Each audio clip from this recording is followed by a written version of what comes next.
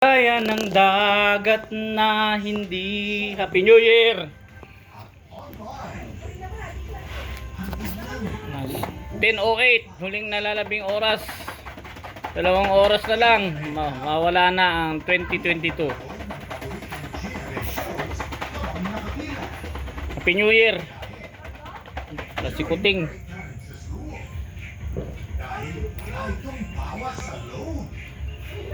Ning! Ning ning ning ning.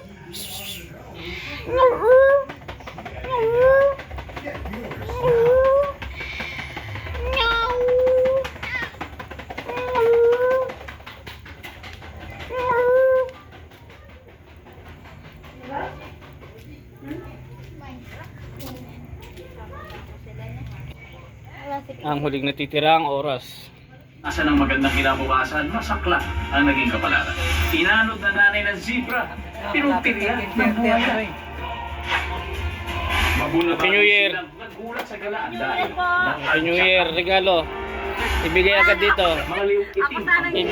Ibigay agad ng regalo. Wala nga po eh.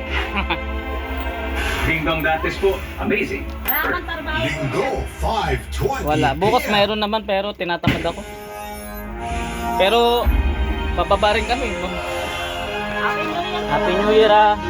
Pag sinabi mong public affairs, dapat patas, dapat may puso, dapat totoo, at dapat may ambag sa lipunan. Kahit anong mong ilahad ang totoong Happy New Year. kwento ng mga taong Dalawang oras na lang, matatapos na ang 2022. Pero ang gagandahan naman po nun, bumabata tayo.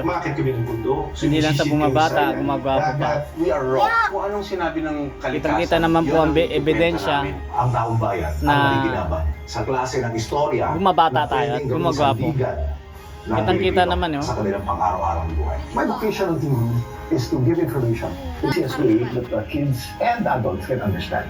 Pagka public affairs, abot lahat. Ito yung pala takla. Mahilig tumakla yan.